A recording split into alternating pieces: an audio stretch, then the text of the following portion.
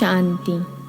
आज 29 जून 2021 की बाबा की साकार मुरली है। मुरली का सार है, मीठे बच्चे तुम हो रूहानी पंडे, तुम्हें गृहस्थ व्यवहार संभालते हुए कमल फूल समान बन याद की यात्रा करनी और करानी है। प्रश्न है, बाप बच्चों का कौन सा श्रृंगार करते हैं, किस श्रृंगार के लिए मना करते हैं? उत्तर है, बाबा कहते, मीठे बच्चे मैं तुम्हारा रूहानी श्रृंगार करने आया हूँ। तुम कभी भी जिस्मानी श्रृंगार नहीं करना। तुम बेघर हो, तुम्हें फैशन का शौक नहीं होना चाहिए। दुनिया बहुत खराब है, इसलिए ज़रा भी शरीर का फैशन नहीं करो। गीत है, आखिर वह दिन आया आज। ओम शांति। बेहद का बाप बेहद के बच्चों को समझाते हैं। बेहद माना कोई हद नहीं। कितने ढेर बच्चे हैं, इतने बेशुमार बच्चों का एक ही बाप है जिसको रचयिता कहा जाता है। वह है हद के बाबाए, यह है बेहद के रूहों का बाप। वह है हद के जिस्मानी बाप, यह है बेहद के रूहों का एक ही बाप जिसको भक्ति मार्ग में सब रूहें याद करती हैं। तुम बच्चे जानते हो, भक्ति मार्ग भी है, साथ साथ रावण राज्य भी है। अब मनुष्य पुकारते हैं कि हमको रावण राज्य से राम राज्य में ले जाओ। बाप समझाते हैं, देखो देवी देवता जो भारत के मालिक थे अब नहीं है, वह कौन थे यह भी अब तुम जानते हो। हम ही सतयुगी सूर्यवंशी घराने के मालिक थे। राजा रानी तो होते हैं ना। तुम बच्चों को अब स्मृति आई है, बाबा आया हुआ है हम बच्चों को राज्य भाग्य का वर्षा देने, विश्व का मालिक बनाने। बाप कहते हैं अब सब भक्ति मार्ग में है। भक्ति मार्ग को ही रावण राज्य कहा जाता है। ज्ञान मार्ग सिर्फ एक बाप ही सिखाते हैं तुम बच्चों को। उस बेहद के बाप को भक्ति मार्ग में सब याद करते हैं। अभी तुमको 21 जन्म के लिए ज्ञान की राजधानी मिलती है, फिर आधा कल्प तुम पुकारेंगे ही नहीं। हाय राम, हाय प्रभु कहने की दरकार ही नहीं रहेगी। हाय राम तब कहते हैं जब दुखी होते हैं, तुमको वहाँ दुख होता ही नहीं। अभी तुम जानते हो यह भी खेल बना हुआ है। आधा कल्प ही ज्ञान का दिन, आधा कल्प ही भक्ति की रात। भक्ति हमको नीचे उतारती है। तुम बच्चों की बुद्धि में सीढ़ी का नॉलेज ज़रूर चाहिए। बाप समझाते हैं कि यह 84 जन्मों का चक्र है। इस चक्र को जानने से तुम चक्रवर्ती राजा बनेंगे। इसलिए बाबा चित्र भी बनवा रहे हैं, जिससे सिद्ध हो कि हम इस चक्र को जानने से 21 जन्म के लिए राज्य भाग्य लेते हैं। अभी तुम बहुत हो गए हो, बड़ी रूहानी शक्ति सेना बनी है। तुम सब पंडे हो, बाबा भी पंडा है। उनको कहा जाता है गाइड। पंडा अक्षर शुभ है। यात्रा पर ले जाने वाले पंडे होते हैं। यात्री जाते हैं तो उनको एक गाइड मिलता है कि इनको यह सब दिखाओ। तीर्थ यात्रा पर भी पंडे मिलते हैं। बाप कहते हैं जन्म जन्मांतर तीर्थ यात्रा करते आए हो। अमरनाथ पर जाते हैं, तीर्थों पर जाते हैं, परिक्रमा लगाते हैं। वहाँ जाने समय फिर वही याद रहता है। घर बार धंधे धोरी सबसे दिल हट जाती है। यहाँ तुमको समझाया जाता है अपनी घर गृहस्थ में रहते हुए धंधा धोरी भी करते रहो और फिर गुप्त यात्रा पर रहो। यह कितना अच्छा है। जितना बड़ा धंधा करना है उतना करो, किसी को मना भी नहीं है। भल अपनी राजाई भी संभालो। राजा जनक को भी सेकंड में जीवन मुक्ति मिली। तुमको कोई बाहर की यात्रा आदि तरफ धक्के खाने की दरकार नहीं है। अपने कारोबार की भी पूरी संभाल करनी चाहिए। जो सेंसिबल अच्छे बच्चे हैं वह समझते हैं हमको घर गृहस्थ में रहते कमल फूल समान रहना है। गृहस्थ व्यवहार में तंग नहीं होना चाहिए। कुमार कुमारियाँ तो जैसे सन्यासी हैं, उनमें विकार है नहीं, 5 विकार से दूर हैं। अभी तुम बच्चे जानते हो हमारा श्रृंगार ही और प्रकार का है, उनका और है। उनका है तमो प्रधान श्रृंगार, तुम्हारा है सतो प्रधान श्रृंगार, जिससे तुमको सतो प्रधान सूर्यवंशी राजाई में जाना है। बाप तुम बच्चों को समझाते हैं तमो प्रधान जिस्मानी श्रृंगार जरा भी नहीं करो, दुनिया बहुत खराब है। गृहस्थ व्यवहार में रहते फैशनेबल मत बनो। फैशन कशिश करता है। इस समय खूबसूरती अच्छी नहीं है, काले हो तो अच्छा है, कोई पंजा नहीं मारेगा। खूबसूरत पिछाड़ी तो फिरते रहते हैं, कृष्ण को भी सावरा दिखाते हैं। तुमको गोरा बनना है शिव बाबा से, वह गोरे बनते हैं पाउडर आदि से। कितना फैशन है, बात मत पूछो। साहूकारों की तो सत्यानाश है। गरीब अच्छे हैं, गावड़े में जाकर गरीबों का कल्याण करना है, परंतु आवाज करने वाले बड़े आदमी भी चाहिए। तुम सब गरीब हो ना, कोई साहूकार है क्या? तुम देखो कैसे साधारण बैठे हो। बम्बई में फैशन देखो तो क्या लगा पड़ा है। बाबा पास मिलने आते हैं तो कहता हूँ तुमने यह जिस्मानी श्रृंगार किया है, अब आओ तो तुमको ज्ञान श्रृंगार कराए, जिससे तुम स्वर्ग की परी 21 जन्मों के लिए बन जाएगी। सदा सुखी बन जाएंगे, ना कभी रोएंगे ना दुख होगा। अभी यह जिस्मानी श्रृंगार तुम छोड़ दो, तुमको हम ज्ञान रत्नों से ऐसा फर्स्ट क्लास श्रृंगार कराएंगे जो बात मत पूछो।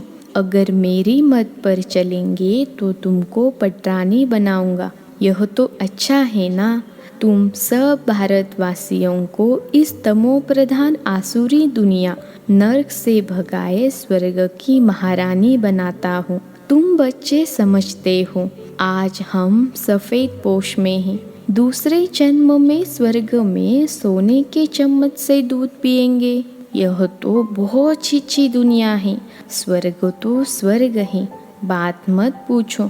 यहाँ तुम बेगर हो, भारत बेगर है, बेगर टू प्रिंस गाया हुआ है। इस भारत में ही फिर जन्म लेंगे। बाप ने हमको स्वर्ग का मालिक बनाया था। रात दिन का फर्क है। महान गरीब जिनको खाने के लिए कुछ नहीं होता है, उनको ही दान दिया जाता है। भारत ही महान गरीब है। बेचारों को यह पता भी नहीं है कि इस समय सब तमो प्रधान हैं। दिन प्रतिदिन सीढ़ी नीचे ही उतरते रहते हैं। अभी कोई सीढ़ी चढ़ नहीं सकते। 16 कला से 14 कला, फिर 12 कला, नीचे उतरते ही आते हैं। यह लक्ष्मी नारायण भी पहले 16 कला संपूर्ण थे, फिर 14 कला में उतरते हैं ना। यह भी अच्छी रीति याद करना है। सीढ़ी उतरते उतरते बिल्कुल ही पतित बने हैं, फिर स्वर्ग के मालिक कौन बनाए? यह वर्ल्ड की हिस्ट्री ज्योग्राफी रिपीट होती है। यह भी सब कहते हैं, परंतु अब कौन सी हिस्ट्री रिपीट होगी यह कोई नहीं जानते। शास्त्रों में तो लिख दिया सतयुग की आयु लाखों करोड़ों वर्ष है। पूछो सतयुग कब आएगा? कहेंगे अभी 40,000 वर्ष पड़े हैं। तुम सिद्ध कर बतलाते हो कल्प की आयु ही 5,000 वर्ष है। वह फिर सिर्फ सतयुग को ही लाखों वर्ष दे देते हैं। घोर अंधियारा है ना। तो मनुष्य कैसे माने भगवान आया होगा? वह समझते हैं भगवान तब आएंगे जब कलयुग का अंत होगा। अभी तुम बच्चे इन सब बातों को समझते हो। विनाश सामने खड़ा है। बच्चों को समझाया जाता है कि विनाश के पहले बाप से वर्षा ले लो, परंतु कुंभकर्ण की नींद में सोए पड़े हैं तो बेचारे हाय हाय कर मरेंगे। तुम्हारी जय जयकार हो जाएगी। विनाश में होती ही है हाय हाय, विपरीत बुद्धि हाय हाय ही करेंगे। अभी तुम हो सच्चे की औलाद सच्चे, नरक का विनाश होने बिगर स्वर्ग कैसे बनेगा। तुम कहेंगे यह तो महाभारत लड़ाई है, उनसे ही स्वर्ग के द्वार खुलने हैं। मनुष्य तो कुछ नहीं जानते हैं, तुम्हारी बुद्धि में है। हमको अभी देवी स्वराज्य का माखन मिलता है, वह आपस में लड़ते रहेंगे। है वह भी मनुष्य, तुम भी मनुष्य, परंतु वह है आसुरी संप्रदाय, तुम हो देवी संप्रदाय। बाप बच्चों को सम्मुख समझाते हैं, तुम बच्चों के अंदर में खुशी रहती है। अनेक बार तुमने ऐसी राजधानी ली है जैसे अभी तुम ले रहे हो। वह आपस में दो बिल्ले लड़ते हैं, माखन तुमको मिलता है सारे विश्व की बादशाही का। तुम यहाँ आते ही हो विश्व का मालिक बनने। तुम जानते हो हम बाप से योग लगाए कर्मातीत अवस्था को पाएंगे। वह आपस में लड़ेंगे, हम विश्व की बादशाही पा ही लेंगे। यह तो कॉमन बात है। वह बाहुबल वाले विश्व की बादशाही ले न सके, तुम योग बल से विश्व के मालिक बनते हो। तुम्हारा है ही अहिंसा परमो देवी धर्म। दोनों हिंसाएं वहाँ होती नहीं। काम कटारी की हिंसा सबसे खराब है, जो तुमको आदि मध्य अंत दुख देती है। यह किसको पता नहीं रावण राज्य कब होता है। अभी पुकारते हैं आकर हमको पावन बनाओ, तो जरूर कभी पावन थे ना। भारतवासी बच्चे ही पुकारते हैं, दुख से लिबरेट करो, शांति धाम ले जाओ, दुख हर कर सुख दो। कृष्ण को ही हरि भी कहते हैं। बाबा हमको हरि के द्वार ले चलो। हरि का द्वार है कृष्णपुरी, यह है कंसपुरी। यह कंसपुरी हमको पसंद नहीं है। माया मच्छंदर का खेल दिखाते हैं। यह तो तुम जानते हो, रावण का राज्य द्वापर से शुरू होता है। देवताएं जो पावन थे वह पतित होने शुरू होते हैं। इसकी भी निशानियां जगन्नाथपुरी में हैं। दुनिया में बड़ा गंद लगा हुआ है। अब हम तो उन सब बातों से निकल परिस्तान में जाते हैं। इसमें बड़ी हिम्मत महावीरपना चाहिए। बाबा का बनकर पति थोड़े ही बनना है। वह समझते हैं स्त्री पुरुष इकट्ठे रहे और आग न लगे, यह हो नहीं सकता। इसलिए ही हंगामा करते हैं कि यहाँ स्त्री पुरुष को भाई बहन बनाया जाता है। ऐसा तो कहाँ लिखा हुआ नहीं है। पता नहीं यहाँ कौन सा जादू है। अरे तुम ब्रह्मा कुमारियों के पास जाएंगे और बस तुमको वहाँ बांध रखेंगी। ऐसे ऐसे वहाँ बहकाते रहते हैं। यह भी ड्रामा में नोंद है। जिनका पार्ट होगा वह कैसे भी आ जाएंगे, इसमें डरने की बात ही नहीं। शिव बाबा तो ज्ञान का सागर, पतित पावन सर्व का सद्गति दाता है। ब्रह्मा द्वारा पतित से पावन बनाते हैं। यह अक्षर ऐसे बड़े लिखो जो कोई भी आकर पढ़े। पवित्रता पर ही कितने विघ्न डालते हैं। बाबा कहते हैं बच्चे, किसी भी देहधारी में मोह की रग नहीं चाहिए। अगर कहाँ मोह की रग होगी तो फंस पड़ेंगे। यहाँ तो अम्मा मरे तो भी हलवा खाना। बाबा सामने बिठाकर पूछते हैं, कल तुम्हारा कोई मर जाए तो रोएंगे तो नहीं? आंसू आया तो फेल हुआ। एक शरीर छोड़ दूसरा लिया, इसमें रोने की बात क्या है? दूसरा कोई सुने तो कहे, मुख से अच्छा तो बोलो। अरे अच्छा ही बोलते हैं। सतयुग में रोना होता ही नहीं। यह जीवन तुम्हारा उनसे भी ऊंच है। तुम हो सबको रोने से बचाने वाले, फिर तुम कैसे रोएंगे?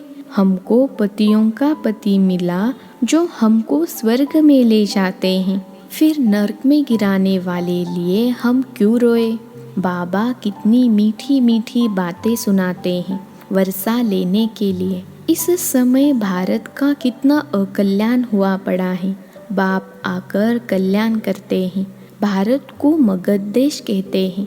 सिंध जैसे फैशनेबल कोई होते नहीं, विलायत से फैशन सीख कर आते हैं। बाल बनाने पर आजकल लड़कियां कितना खर्चा करती हैं। उनको कहा जाता है नर्क की परियां।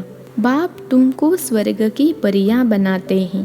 कहते हैं हमारे लिए तो यहाँ ही स्वर्ग है, यह सुख तो ले लेवे, कल क्या होगा हम क्या जाने। ऐसे अनेक विचार वाले आते हैं। अच्छा, मीठे मीठे सिखिलते बच्चों प्रति माता पिता बाप दादा का याद प्यार और गुड मॉर्निंग। रूहानी बाप की रूहानी बच्चों को नमस्ते। हम रूहानी बच्चों की रूहानी माता पिता बाप दादा को याद प्यार गुड मॉर्निंग और नमस्ते बाबा नमस्ते। धारणा के लिए मुख्य सार है। पहली पॉइंट है सच्चा सच्चा रूहानी पंडा बन, सबको घर का रास्ता बताना है। शरीर निर्वाह अर्थ धंधा करते याद की यात्रा में रहना है। कार्य व्यवहार में तंग नहीं होना है। दूसरी पॉइंट है ज्ञान श्रृंगार कर स्वयं को स्वर्ग की परी बनाना है। इस तमो प्रधान दुनिया में जिस्मानी श्रृंगार नहीं करना है, कलयुगी फैशन छोड़ देना है।